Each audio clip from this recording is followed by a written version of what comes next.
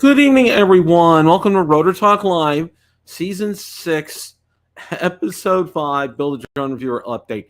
It's going to be a brief show tonight. Of course, I'm going to give you guys an update on how I'm doing and then a couple of other things here. I want to thank Ron and Marcus for having me on last night. That was wonderful. Welcome, Bill, and welcome, Akarasho. Thank you guys for stopping by tonight. I did state that I wasn't going to do a show tonight, but I just wanted to go ahead and make sure that we were able to get something together here tonight. Okay, just changed my graphic up here, so because I know I'd probably hear it from somebody about that. But anyway, first of all, let's give an update on how I'm doing and what's transpired the past week or so. I tested positive on the 24th for COVID. I took my first dose of Paxlovid on the 24th as well. Really had a spike in fever, went up to over 103, and I've never had an over 103 that I can remember in my life. Got on some extra strength Tylenol. That helped. Also, I had to go to the emergency room, and the reason I went to the emergency room was twofold: was because of this high fever, and also because of the fact I'd had uncontrollable hiccups, and it was just I was just plain miserable. So as each day's gone by, I've gotten a little bit better. The cough's been a productive cough. I finished up the Paxlovid, and right now I'm in day 2 post Paxlovid, and I'm kind of monitoring things in terms of a rebound effect. I want to be real careful about that. That can happen very easily. So with Paxlovid, now they're saying the second go around would be much milder, which I would really hope so, because that first round, let me put you this way, guys. I wouldn't wish this on my worst enemy. All right. It's just something. Thank you, Okie Tom. It's just something you don't want to have to deal with. Okay. And, my best advice is, as I stated last night on Drone Nation, do your best to avoid getting this. Okay. I think this happened when we took my stepdaughter out to eat for her birthday. My stepdaughter and her husband already had it, but that was several weeks ago. So they were fine. They had tested negative, so there was no problem there. And one of the real frustrating things right now, just to let you guys know, Valerie's quarantining from me, or I'm quarantining from Valerie, or, some such thing. We're sleeping in separate bedrooms. Valerie's working from home half days, but it's in our spare bedroom, and that's where she's set up. We have a Murphy bed in there that she's using to rest on, and we have a nice TV in there, so she's using that to watch TV. And thank you, Drone Views Media. And it's kind of driving me nuts because I get brief glimpses of her and brief, like, 10, 20-second snippets of conversation with her, and we're back in our areas. I'm camping out in the den right now, the room that you see. I've tried sleeping on the couch back there. It's worked some of the time. Most of the time I'll end up going to our room a little bit later. But it's our room's pretty chilly. So all told, the other thing with this is that it really is, you have great fatigue with this. I can tell you right now, I am quite tired on this.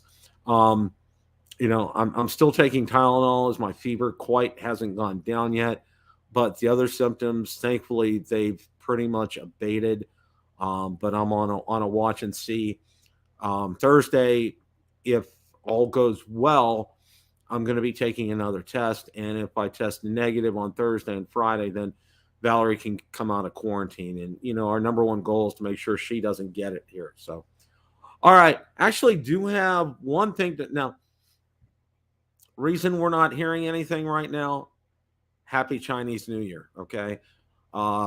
You don't see any firmware updates from DJI, no product announcements, no rumors from Deals Drone or Cetalab. There's just nothing out there because it's Chinese New Year at this time. So just until it's over, don't expect anything in the news cycle. So that's why it's a really kind of a dry news cycle right now, just to kind of let everybody know. What do we have upcoming? Excuse me.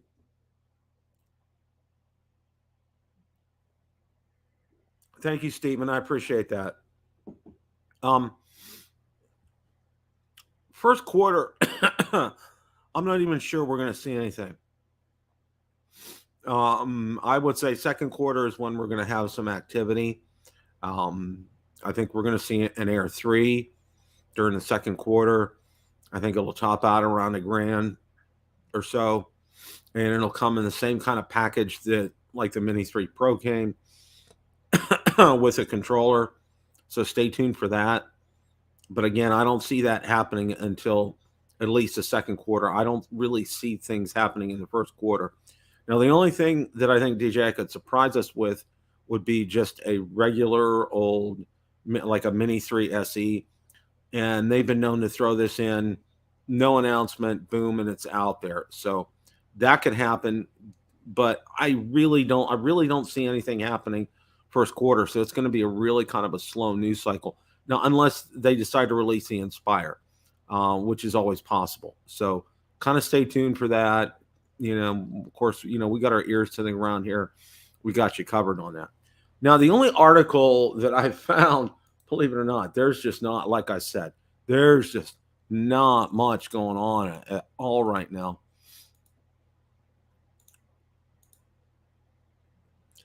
Okay. Skydio Aircraft have finally made it to the FAA website tracking drone manufacturer compliance with a new remote ID rule. So what about Skydio drones manufactured before September 16th? Well, drone operators are not obligated to start using remote ID before September 16, 2023. Skydio is not worrying about bringing older models into compliance yet. However, the drone maker has assured users that a separate broadcast module or hardware modifications will not be required. The deadline will be met excuse me, I'm sorry, by means of a simple software update and label shipment. Okay. Skydio further highlights that it's X2D drones, and that's one's talking about the U.S. Department of Defense. You own a Skydio drone, check out this comprehensive support article. It makes it easy to understand whether your aircraft has a remote ID, whether remote ID is working, and how to register your drone, and more. The links to this, of course, are on Build a Drone Reviewer Facebook group and Facebook page. So I definitely urge you guys to go ahead and check that out. Yeah, 107 drones. Yeah, that's true. It's really, really kind of prevalent over there. So, we're going to stop sharing that. And just a follow up here before we sign off. I told you guys this was going to be kind of a quick show tonight, and it's based on I'm very fatigued. I'm real tired. I did everything right in terms of prevention. Excuse me again. I've used hand sanitizer, used masks. Both Valerie and I have been vaccinated with a booster, Johnson & Johnson. We're real careful. We've always been really careful using hand sanitizer when we go out to restaurants and so forth.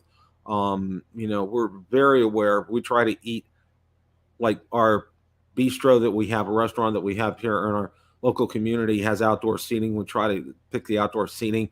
We've been really careful about things, and fortunately, it's been good. So I'm going to kind of wrap things up here. Just, guys, keep doing your due diligence.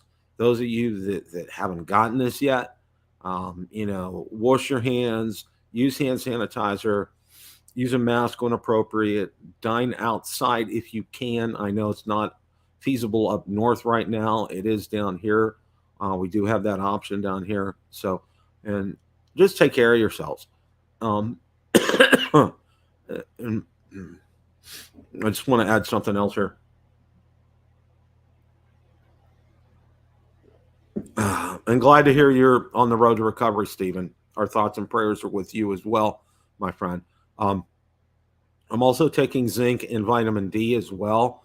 That has been shown to greatly help with COVID. So just kind of a tip. I've been taking that every day. I'm taking it twice a day now.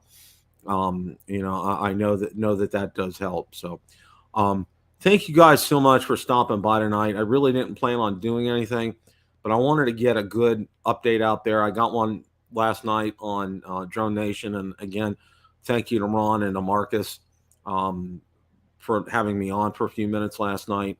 Um, oh, and if you get a chance to, I got a new video out, and it's on Prism Live, and it's an update from a video that I did exactly 2 years ago on live streaming with the DJI Mini, but this time it's live streaming with the DJI Mavic 3. And in essence, it's just opening the Fly app and whatever drone you have hooked up that you'll use.